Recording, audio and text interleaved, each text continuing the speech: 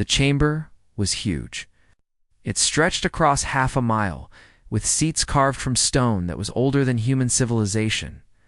Lights floated in the air like tiny suns, casting a golden glow over the hundreds of alien delegates who filled the curved rows. This was the heart of the Galactic Council. It was a place where the future of 1,000 worlds was decided. Ambassador Daniel Carter stood at the far end of the room. His seat was the smallest, placed in a corner where the lighting was dim. For 12 years, humanity had occupied this position.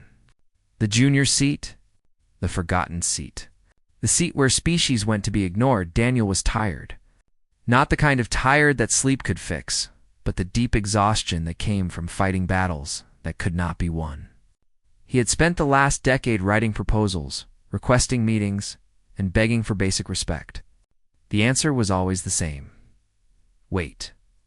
Be patient. Your time will come, but humanity's time never came.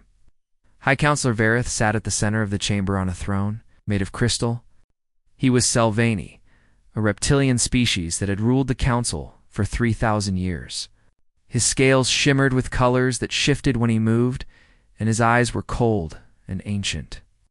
The matter of human expansion into the Kepler systems is denied, Vareth announced. His voice echoed through the chamber like thunder. The council has determined that humanity is not yet ready for such responsibility. Daniel felt something snap inside him. Not yet ready. They had been saying that since the day Earth joined the council. Not yet ready for trade rights? Not yet ready for military command. Not yet ready to sit on any committee that actually mattered. He thought about the reports sitting on his desk back at the embassy.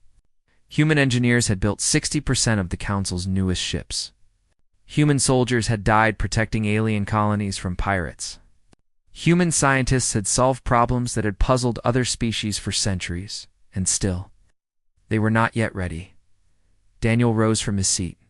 The movement was small, but in a chamber where protocol ruled everything, it was like a shout. Heads turned. Conversations stopped. Even Vareth paused mid-sentence. Ambassador Carter, the High Counselor said slowly, "You wish to speak?" "No," Daniel replied. His voice was calm, but it carried across the silent chamber. "I wish to leave." Vareth blinked, an expression of confusion crossing his scaled face. "I do not understand." Earth is withdrawing from the Galactic Council. Effective immediately. The silence lasted 3 heartbeats. Then the chamber exploded into noise. Delegates shouted in languages that Daniel's translator could barely keep up with. Some laughed. Others looked horrified.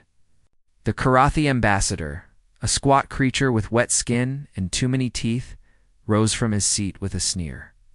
"You cannot leave," he said. "There are treaties, obligations. You signed agreements." Daniel gathered his data tablets and looked at his team. Lieutenant Commander Sophie Grant was already moving toward the exit, her face set with determination. Senior Advisor Kevin Liu fell into step beside her, carrying the flag that had hung behind Daniel's seat for 12 years.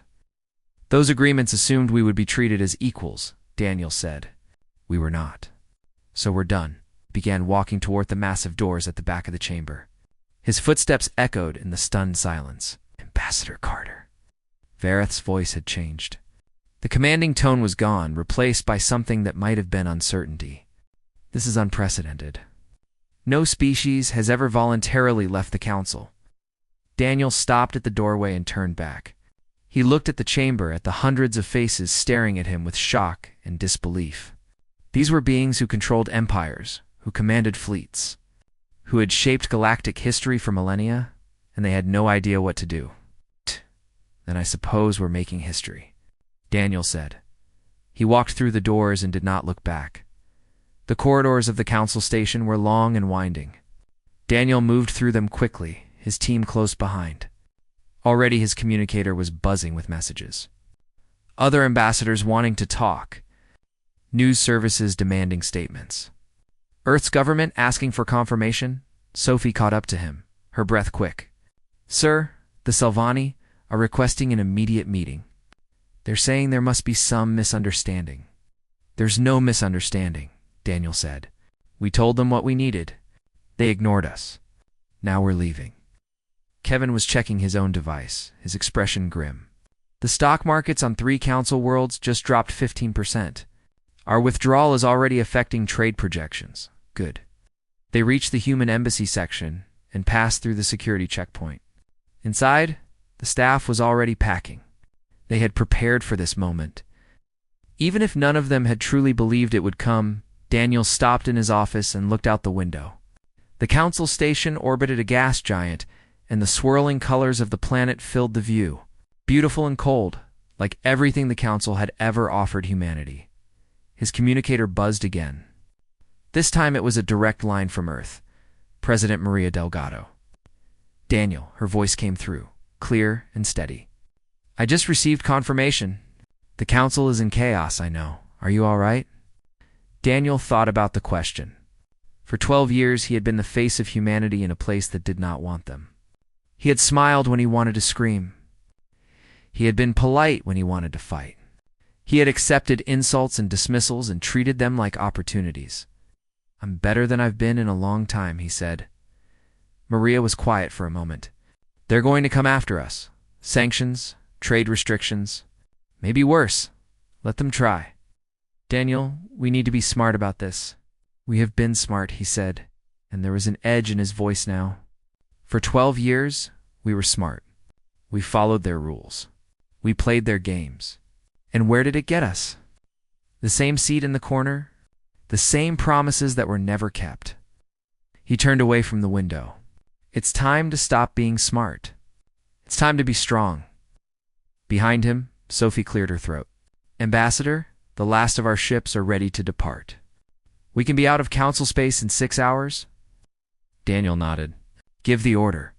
As they prepared to leave, Kevin approached with one last piece of news. Sir, you should know. The Marathi delegation is requesting a private channel. They want to talk, the Marathi. They were the last species to join the council before us. They've been pushing for reforms for centuries. Daniel considered this. The Marathi were small, insectoid beings who had never fit comfortably into the council's power structure. They understood what it meant to be ignored. Tell them we'll talk, Daniel said. But not here. Not on council ground. He took one last look at the embassy that had been his home for over a decade. Then he walked out, leaving the door open behind him. The humans were gone, and across the galaxy. In council chambers and trading posts and military bases, the same question was being asked. What happens now? 3 weeks passed. The galaxy held its breath. Admiral Patricia Keene stood on the bridge of the starship Resilience, watching the stars through the main viewport. She was a tall woman with gray hair cut short and eyes that had seen too many battles. Behind her, the bridge crew worked in quiet efficiency, monitoring the 18 human warships that had formed a wall across the darkness. They called it the Nexus Point. It was not a planet or a station, but a spot in empty space where the physics of the universe bent just right. Ships traveling through the Nexus could cross half the galaxy in days instead of months.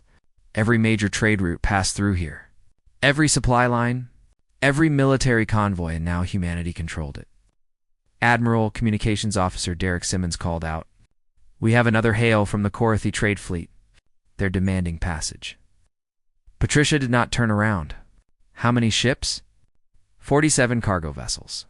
They're carrying grain and medical supplies to the outer colonies. Let them wait. Derek hesitated. Admiral, they've been waiting for 6 hours. Their captain is threatening to file a formal complaint with the council. Patricia finally turned, and there was something cold in her smile. The council has no authority here. This is human space now. If they want to pass, they can apply for transit permits like everyone else. And how long will that take? 3 weeks. Maybe 4. We're very busy. The bridge crew exchanged glances. Some of them smiled. Others looked nervous. They all understood what was happening. For the first time in human history, they held the power. Far below, in the cargo hold of the Resilience, a different kind of meeting was taking place. Colonel Dennis Young sat across from a holographic projection of Secretary of State Gregory Park. The image flickered occasionally, a sign of the vast distance between the ship and Earth. The president wants to know if we can hold this position, Gregory said. Dennis leaned back in his chair. He was a large man with a thick beard and hands that had seen hard work. We can hold it for as long as we need to. The council doesn't have the ships to push us out. Not without leaving their own borders undefended. What about supplies? We've got enough for 6 months. After that, we'll need resupply from Earth. Gregory nodded slowly. The council is calling this an act of war. Let them call it whatever they want. We're not firing on anyone. We're just controlling traffic through our own territory. Is it our territory? Dennis smiled. It is now. Back on Earth, President Maria Delgado stood in the White House Situation Room. The walls were covered with screens, showing news feeds from across Galaxy. Every channel was talking about the human blockade. Some called it brilliant. Others called it madness.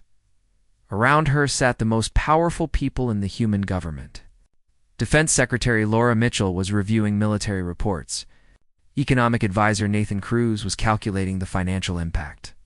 And in the corner, quiet and watchful, sat the woman who had started all of this. Ambassador Samantha Pierce had served under Daniel Carter for 8 years. She had been there when he walked out of the council chamber. Now she was one of the key architects of humanity's new strategy. The Sylvani are scared, Samantha said. They've never faced a situation like this. For 3,000 years, they've controlled the council through careful manipulation. They played species against each other. They made sure no one ever got strong enough to challenge them. Maria looked at her. And now they don't know what to do. We're not playing by their rules anymore. Nathan spoke up from his corner. The economic impact is already significant. Trade through the Nexus Point has dropped by 80%. The Karathi are losing millions every day. That the Sari are threatening to pull their delegates from the council entirely. Good, Maria said. Let them feel what it's like to be ignored. Laura shook her head. We need to be careful. If we push too hard, they might unite against us. They won't, Samantha said confidently. The council was never a real alliance. It was a collection of species who tolerated each other because it was convenient. The moment things got difficult, they started fighting among themselves. She pulled up a holographic display showing the latest intelligence reports. The Karathi blame the Sylvani for the crisis. The Thasari are demanding compensation. The Marathi are already reaching out to us for separate negotiations. The council is falling apart, and we haven't fired a single shot. Maria studied the display for a long moment. Then she made her decision. Schedule a press conference, she said. I want to address the people of Earth and every human colony. They need to understand what we're fighting for. 2 hours later, she stood before the cameras. Billions watched as she spoke. For 12 years, we accepted the council's restrictions because we believed cooperation would eventually lead to equality. We were patient. We were hopeful. We were wrong. Her voice was steady, but there was fire behind her words. The council never intended to treat us as partners. To them, we were workers, soldiers, engineers, useful tools to be used and discarded. They took our labor and gave us nothing in return. They took our loyalty and rewarded us with contempt. She paused, letting the words sink in. From this day forward, humanity will not beg for scraps from anyone's table. We will build our own future. We will forge our own alliances. And if the council wants to trade with us, if they want to travel through our space, if they want access to our technology and our people, then they will do so on our terms.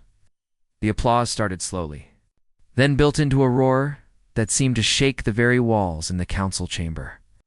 High Counselor Verath watched the broadcast with growing unease. Around him, his advisors argued and blamed each other for the crisis. The Karathi were threatening to withdraw. The Thasari were demanding emergency sessions. The entire structure he had spent his life building was crumbling, and at the center of it all, like a crack in a dam, was a single human woman telling the galaxy that the rules had changed. What do we do? Asked Calith, his senior aide. Verath did not answer. For the first time in his 3,000-year life, he did not know. The Sylvani homeworld was called Desser Prime. It was a planet of endless oceans and floating cities, where the water glowed blue at night and the air smelled of salt and ancient power. For 30 centuries, it had been the heart of the Galactic Council, the place where empires rose and fell at the word of a single voice. Now, that voice belonged to High Counselor Vareth, and he was afraid. He stood in his private chamber, surrounded by holographic displays that showed nothing but bad news. Trade routes collapsing, military patrols failing, scientific projects abandoned. The numbers scrolled past like a funeral procession, each one representing another piece of his legacy turning to dust. Senior Analyst Morath entered without knocking. This was unusual. Morath was a careful creature who followed protocol in everything. The fact that he had forgotten basic manners told Vareth everything he needed to know. "How bad is it?" Vareth asked. Morath took a deep breath. "Worse than we thought. The humans handled 43% of all Council security operations. Without their patrols, piracy along the Outer Rim has increased by 200%. Send Karathi ships to replace them? The Karathi have refused. They claim their fleet is needed for domestic protection." Morath paused. "They are lying, of course. They simply do not want to spend their resources solving problems that benefit other species." Vareth's claws scraped against the stone floor. "What about our own fleets? Stretched thin. We do not have enough ships to cover both our borders and the trade routes. We never did. We relied on the humans to fill the gaps." The words hung in the air like poison. We relied on the humans. For 12 years, Vareth had told himself that humanity was a minor species, useful but ultimately replaceable. He had believed it so completely that he never stopped to check if it was true. Now he was learning the answer the hard way. "There is more," Morath said quietly. 60% of Council starship maintenance was performed at human facilities. Our own shipyards cannot handle the backlog. Ships are being grounded because we cannot repair them by parts from other species. The Thesari are charging triple their normal rates. The Karathi will not sell to us at all. Vareth's voice dropped. "They smell weakness, High Counselor. They are already positioning themselves to take advantage." Vareth turned to face the window. Outside, the city floated serenely on the endless ocean, its lights reflecting off the dark water.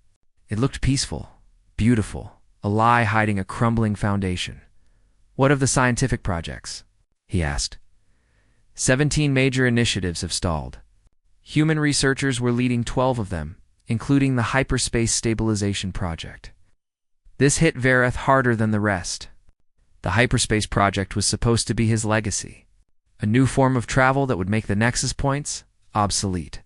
It would have secured Sylvani dominance for another millennium. Can we continue without them? Perhaps in 50 years, maybe 100. Morath consulted his data tablet. The human-led scientist, Dr. Amy Watson, was responsible for most of the theoretical breakthroughs. Without her work, we are essentially starting over. In the corner of the room, a young voice spoke up. Junior Counselor Vesha had been so quiet that Vareth had forgotten she was there. She was barely 200 years old, a child by Sylvani standards. But her family's influence had earned her a place in his inner circle. "Perhaps we should have listened," that just said. Vareth turned sharply. "What?" "When the humans asked for representation on the Science Directorate, when they requested trade rights in military commands, perhaps we should have listened. They had only been members for 12 years. The Marathi were given directorate seats after 8. The silence that followed was heavy. Vareth wanted to argue, to explain why humans were different, why they needed to prove themselves more than other species.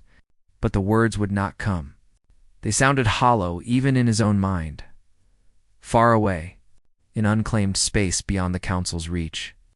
A different kind of future was being built. Chief Engineer Carlos Vega floated in zero gravity, watching construction drones assemble the skeleton of a new space station. The structure was massive, larger than anything humans had ever built before. When finished, it would serve as the capital of humanity's independent territory. His wife, Dr. Nicole Vega, joined him at the observation window. She was still wearing her lab coat, a sign that she had come straight from her research. "The Council sent another delegation," Nicole said. Third one this week. Carlos did not look away from the construction. What do they want? The same thing they always want. They're offering to discuss our concerns, to address our grievances, to find a mutually beneficial solution. They're scared. They should be. Inside, another section of hull plating locked into place. Sparks flew in the vacuum as welding drones sealed the joints. In a few months, this empty shell would become a living city.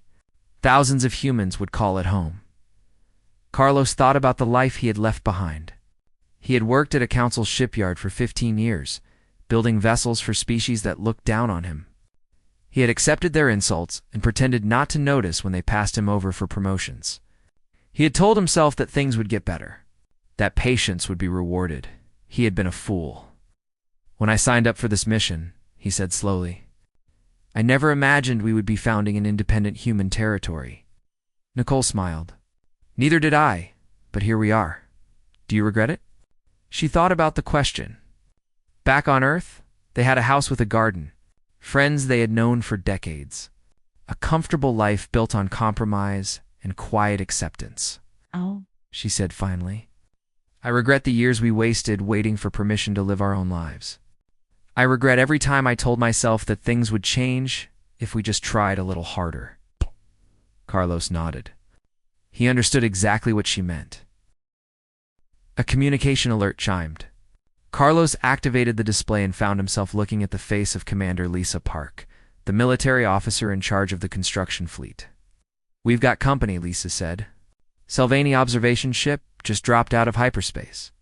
They're keeping their distance, but they're watching. Let them watch, Carlos replied. They're going to see a lot more before we're done. He turned back to the window. The station was taking shape, beam by beam, panel by panel. It was not just a building. It was a statement, a declaration that humanity would no longer wait for anyone's approval on the Selvani homeworld. High Counselor Verith received the observation report. He stared at the images of the human construction project for a long time. They are building an empire, Calith said. Yes, Verith replied, and we gave them every reason to do it. 6 months after humanity's withdrawal, the cracks in the Galactic Council had become canyons. Ambassador Daniel Carter sat in his new office aboard Frontier 1, the human diplomatic station that orbited Earth's newest colony world. The room was simple compared to his old embassy on the Council station. No floating lights. No ancient stone. Just clean walls, functional furniture, and a window that looked out on a future he had helped create. A chime announced his visitor. Daniel stood as the door opened, and Ambassador Velix of the Marathi delegation entered. Velix was small, barely reaching Daniel's waist. His body was covered in a hard shell that gleamed purple in the artificial light, and his compound eyes reflected 1,000 tiny images of the room. He moved with careful precision, as if every step was calculated.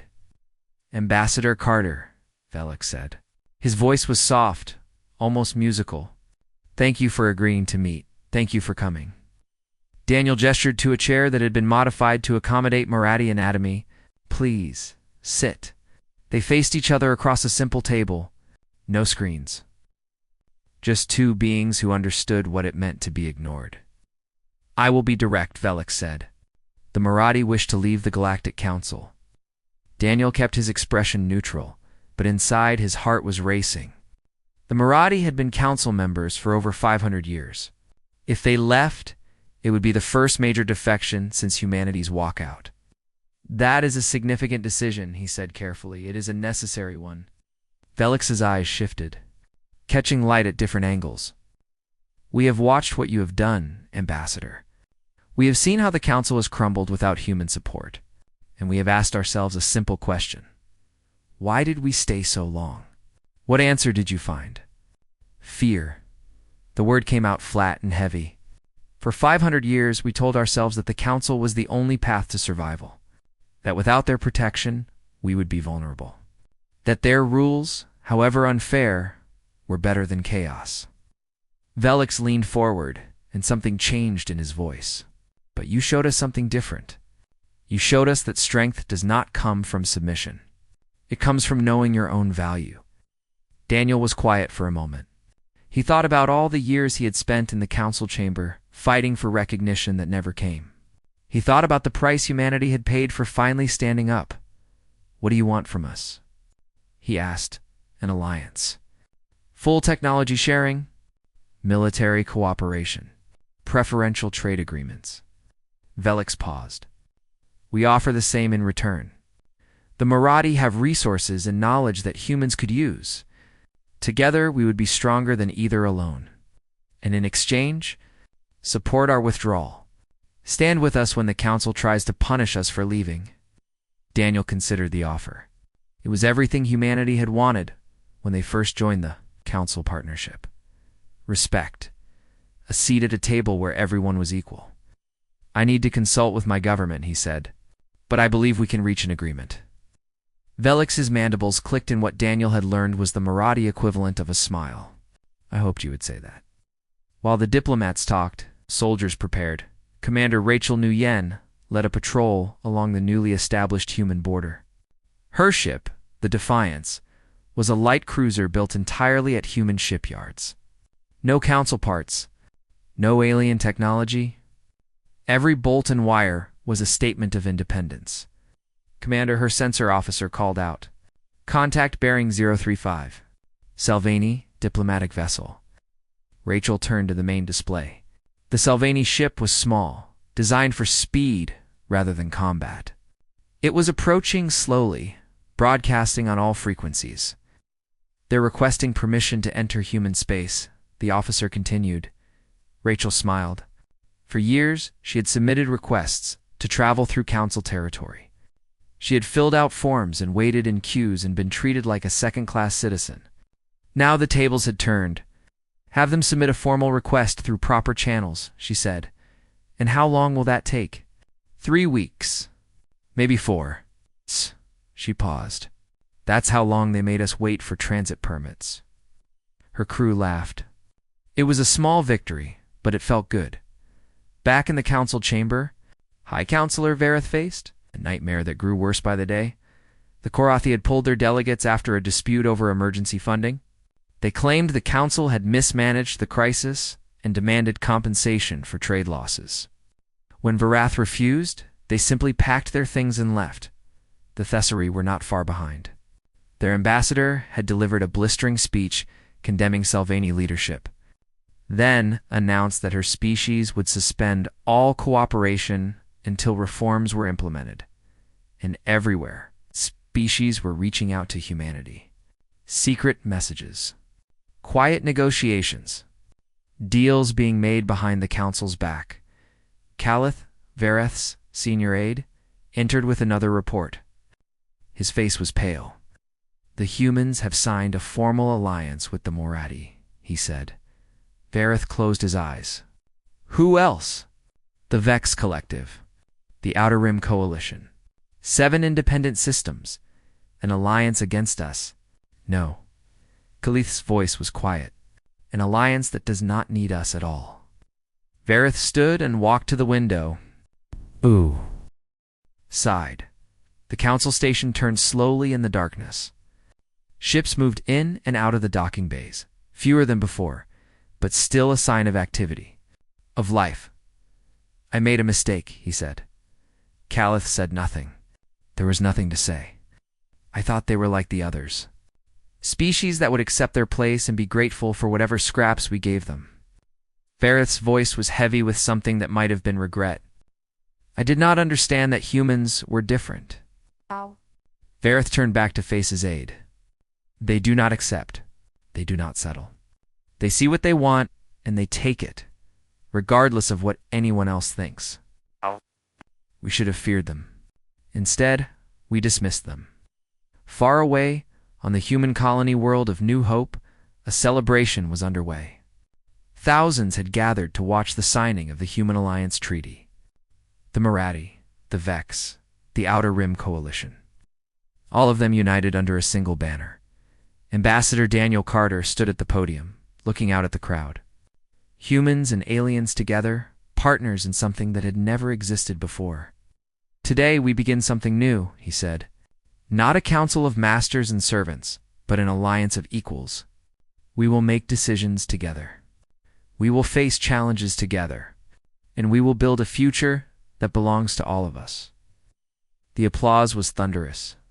It echoed across the plaza and into the streets beyond, where people watched on screens and cheered for a tomorrow they had only dreamed of. On the Selvani homeworld, Vareth watched the broadcast alone. The celebration. The cheering. The joy on faces that had once looked to the council for guidance. They did not need the council anymore. They did not need him. And for the first time in 3,000 years, the High Counselor of the Galactic Council felt truly small. 1 year had passed since the day Daniel Carter walked out of the council chamber. 1 year since everything changed. The galaxy was not the same place it had been. The old order had crumbled, and from its ruins, something new had risen. Something that no one had predicted. Something that the ancient powers had never imagined possible. President Maria Delgado stood before the assembly of the Human Alliance. Looking out at a sea of faces that would have been unthinkable just 12 months ago, humans sat beside Maradi. Vex delegates shared tables with representatives from the Outer Rim Coalition. 12 spacefaring civilizations united not by fear or force, but by choice. The chamber was different from the old council hall. There were no thrones here, no special seats for special species. Everyone sat at the same level, in a great circle that had no beginning and no end. It was a simple design, but it carried a powerful message. 1 year ago, we made a choice, Maria said. Her voice was calm but carried easily through the vast space. We chose dignity over convenience, independence over submission. We were told it would be the end of humanity among the stars, that we would be crushed, that we would come crawling back, begging for forgiveness. She paused, looking around at the assembled delegates. They were wrong. The applause started slowly, then built into something that shook the walls. Human and alien voices mixed together in a sound that spoke of hope and defiance and the joy of proving doubters wrong in the front row. Ambassador Daniel Carter watched with quiet pride. Beside him sat Admiral Patricia Keene, who had held the nexus point when everyone said it could not be done. Chief Engineer Carlos Vega, who had built the first stations of the new territory.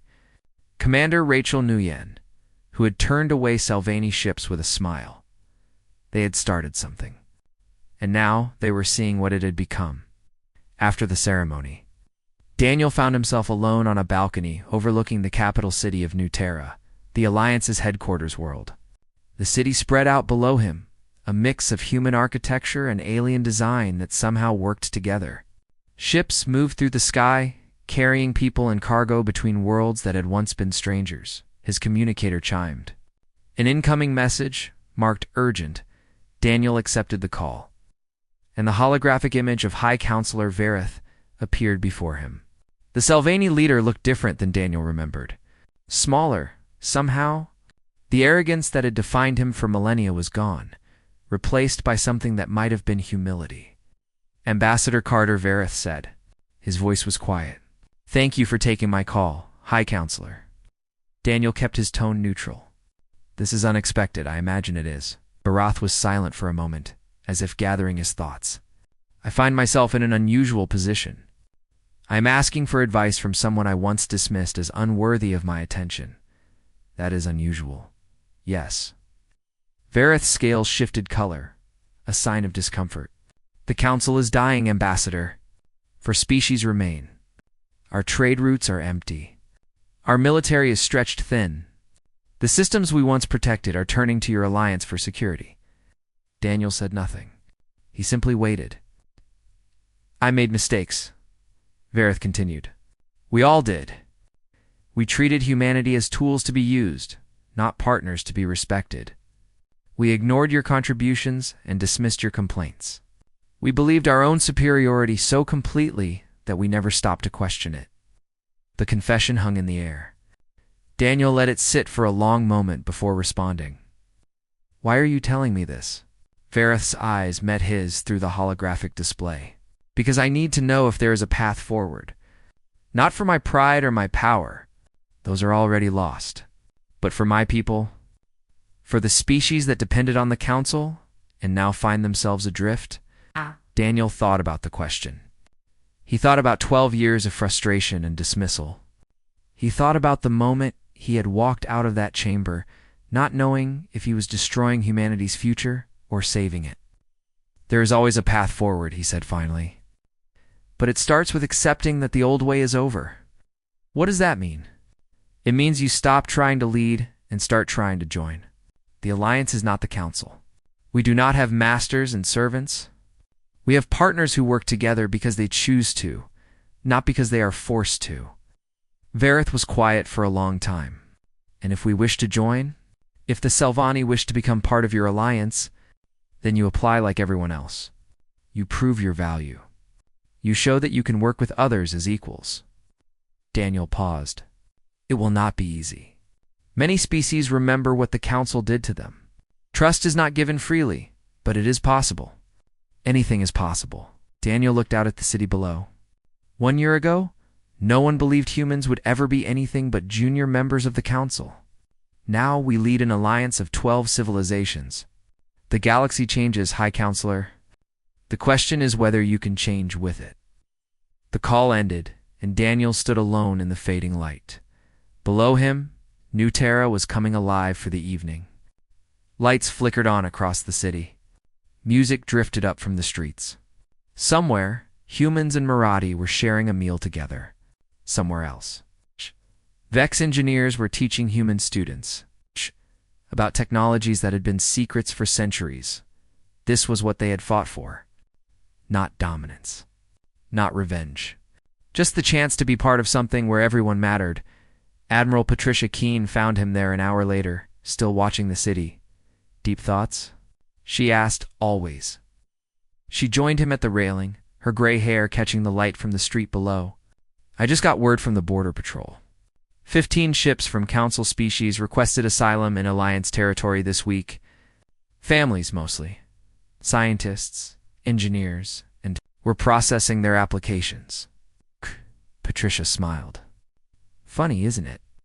They used to make us wait months for simple transit permits. Now they're asking us to take them in. Daniel nodded slowly. The universe has a sense of humor. What did Vareth want? To know if there was hope? Is there? Daniel considered the question. Below them, a group of children were playing in a park. Human and Marathi and Vex, chasing each other around a fountain, their laughter rising up like music. I think so, he said. Not for the old council. That's gone forever. But for the people who were part of it? Yes. There's hope for anyone willing to change. Patricia was quiet for a moment. You know, when you walked out of that chamber, I thought you were crazy. I thought we were all going to die. So did I. But you did it anyway. Someone had to. We spent 12 years asking for permission to be ourselves. 12 years hoping they would see our value if we just worked hard enough. It never worked. So I stopped asking, and now we're here, and now we're here.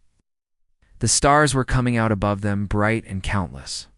Somewhere among them, ships were traveling between worlds that had once been enemies. Alliances were forming that would have been impossible a year ago. The future was being written in a language the old powers had never learned to speak.